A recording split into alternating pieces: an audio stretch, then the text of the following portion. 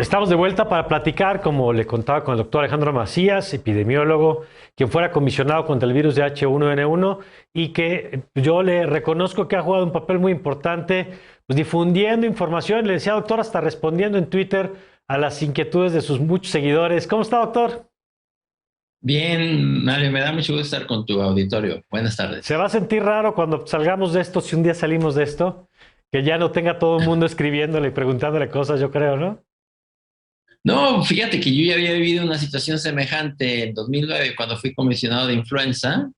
Quizá no tanto como ahora, pero no, me adapto bastante bien a que ya nadie me conozca.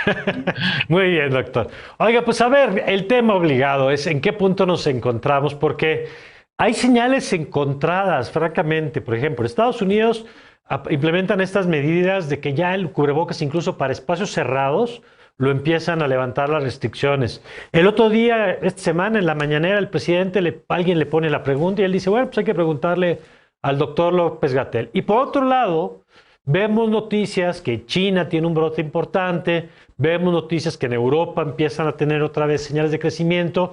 Y entonces creo que los dos grandes relatos es el que nos entusiasma y nos ilusiona diciendo que ya vamos de salida de la pandemia y la que dice, espérense que ahí viene otra vez otra ola.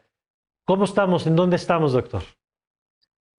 No, yo creo que sí, el mensaje en general debe ser de optimismo, Mario. Ok. No hay mal que dure 100 años, ¿eh? O sea, estamos a la salida del pico Omicron, pero todavía no, ¿eh? Todavía no estamos para decir ya olvidémonos de todo, ya podemos volver a la normalidad. Es verdad que de este virus nos vamos a infectar casi todos, ¿eh? Eso no hay vuelta. Por eso mejor que nos agarren buenas condiciones físicas, hagamos ejercicio, vacunémonos, eso todo hay que hacerlo. Pero todavía no es el momento. Mira, nada más te doy un dato. En México Sí. todavía alrededor del 20% de la gente que se hace una prueba sale positiva, ¿eh?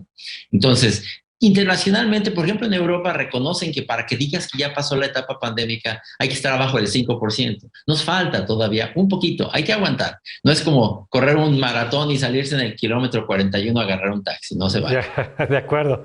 Ahora, ¿qué sigue en la pandemia? Porque lo que hemos tenido es un aprendizaje con el fenómeno de las olas. Y aquí la pregunta es, por los datos que vemos de China, por ejemplo, ¿es el inicio de una nueva ola hacia Europa, Norteamérica otra vez? ¿O qué podemos esperar en términos del comportamiento de la epidemia?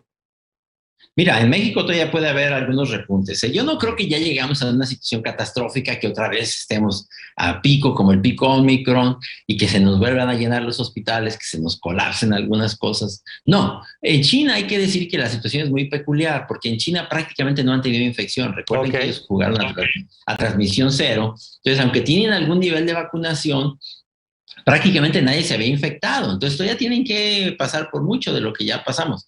Hicieron un buen trabajo, eso que ni qué, y evitaron muchas muertes, pero les falta mucho. No, en México ya mucha gente ya se infectó.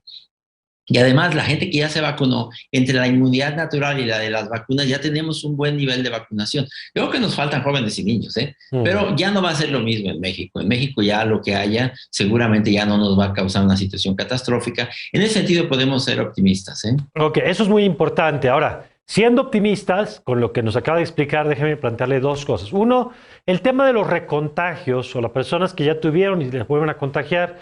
¿Qué estamos viendo ahí en el caso de Omicron, concretamente para el caso mexicano, por ejemplo? Sí, Omicron está recontagiando a los que se ven infectados de casi cualquiera de las variantes, ¿eh? Y de hecho, la nueva Omicron BA2 Ujú. puede infectar a los que ya tuvieron la Omicron original, digamos. Pero ya sería como más bien un cuadro catarral. Entonces, también en ese sentido nos daría más bien una gripa, ya no un cuadro serio, aunque si se infectaran millones de personas al mismo tiempo, pues aunque una poca proporción se complique, todavía puede saturarse los hospitales. Por eso es lo que se dice, a ver, vamos a salir más despacio, de una manera más tersa, pero ya no se esperaría que Omicron nos cause problemas muy graves en México, A ¿eh? ver, parte de lo que nos habían dicho los especialistas era el tema de las variantes. Y no hemos escuchado ya de, pues, unas semanas para acá una variante, aunque nos explica ahora de esta nueva de Omicron, digamos, 2.0, con el nombre que tiene correcto, pero Sí. esta idea de una variante de Omicron, ¿por qué no hemos visto otras? Y si, como usted ha explicado, las características de Omicron lo hace tan potente, pues que no deja que otras variantes, porque sabemos que hay mutaciones permanentemente, eso lo hemos aprendido, pero ¿qué pasa? ¿Que Omicron es tan efectivo, tan contagioso, que es difícil que crezca una nueva variante? No, no, de hecho la variante tipo 2, la que mencionas, es mucho más contagiosa que las demás variantes y razonablemente más contagioso Ok, que la Omicron original, sí, digamos. sí. Y es la que está impulsando la pandemia ahora en China Mm. y en buena parte de Europa. En México, por algún motivo, quizá porque ya tenemos mucha más inmunidad, no ha entrado con fuerza. Los casos todavía son limitados. Lo mismo en Estados Unidos, ¿eh? En Estados Unidos está creciendo, pero no ha entrado con mucha fuerza. Va a entrar, yo creo, tarde o temprano, ¿eh? Pero otra vez, pasó, por ejemplo, en Sudáfrica. En Sudáfrica entró con fuerza y, sin embargo, los casos y la hospitalización aumentaron mucho. Falta por ver, por eso decía, vamos a tomarla con calma, vamos a llevar a ser más conservadores y decir que todavía podemos tener algunos Muy bien. repuntes sin alarmarnos, porque no se esperaría una situación catastrófica. Eso me parece muy importante. Para cerrar, doctor, y siguiendo con esto que plantea, ¿qué cuidados, ya sé que en esto llevamos ya 2 años, pero qué cuidados debemos mantener en este periodo en el que nos encontramos, que nos cuenta? Mira, aquí hay mucho que apelar a la responsabilidad individual, Mario. Mantente en las mejores condiciones que puedas. Si tienes una enfermedad crónica, contrólala. Si no haces ejercicio, hazlo. Si tienes alguna adicción, trata de dejarla. Y sobre de eso, vacúnate. Evita todavía los tumultos de personas. Prefiere las actividades en exteriores. Si tienes que hacer actividades en interiores con gente ahí compartiendo el espacio, ventílalo. Todas son cosas que tenemos que seguir haciendo. Y en interiores particularmente, sigue usando el cubrebocas hasta que no veamos que ya definitivamente se está retirando la pandemia. Oiga, y en el tema, doctor, porque las vacunas lo tenemos claro, lo que yo he visto, y corríjame si me equivoco, es que hoy con la dosis de refuerzo estamos bien, que la cuarta dosis no es necesaria y no hay evidencia de que sea necesaria en este momento. Pero quisiera preguntarle sobre esa y sobre el tema de los medicamentos. Escuchamos mucho la aprobación en Estados Unidos de estos para casos leves. ¿Qué hay en el horizonte, digamos, en esa otra parte, la de los tratamientos frente a COVID? Es muy buena la información y muy motivadora. Vamos a tener antivirales muy buenos, parecidos a lo que tenemos con la influenza, con el oseltamivir, con el Tamiflu. El problema es que todavía no llega a México. Yo creo que lo vamos a tener para la siguiente pandemia, ¿eh?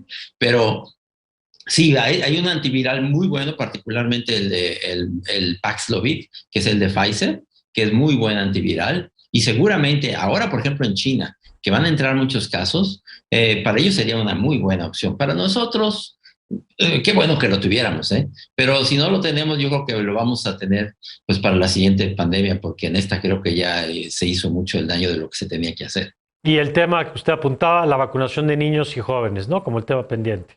Sí, yo creo que eventualmente hay que vacunarlos, ¿eh? Porque si no vacunamos a ellos, difícilmente vamos a tener una muy buena pared, digamos, inmunológica, para que el virus ya no nos cause tanto daño, de repente no tenga repuntes, no nos dé un susto en tiempo de frío cuando la gente se vuelve a enclaustrar. Ya vamos a tener que vacunar a jóvenes y niños, yo creo que eventualmente. Y hasta ahora no hay un plazo para una cuarta, digamos, vacuna tampoco. No, de hecho la experiencia en Israel es que, a ver, la primera es la más importante, luego la segunda agrega a la primera, la tercera agrega a la segunda, pero ya cada vez menos, y la cuarta ya agrega muy poquito. Aquí y ahora, en este no es el momento, yo creo que por ahí de diciembre, enero podría ser ya. Muy bien, pues muchas gracias, doctor, como siempre, por explicarnos estos temas. ¿Cómo no, Mario? Que estén bien. Muchas gracias. El doctor Alejandro Macías. Y bueno, pues yo espero que con esto le quede más claro dónde estamos parados. Me quedo con lo que decía el doctor. Hay que ser optimistas, pero hay que mantener los cuidados, ser un poco pacientes. Ya se ve la luz y ojalá todo lo que nos ha contado se mantenga. Vamos a una pausa y regresamos, ya lo sabe, domingo de Marta Lamas y Mauricio Merino aquí en la Agenda Pública. Ya volvemos.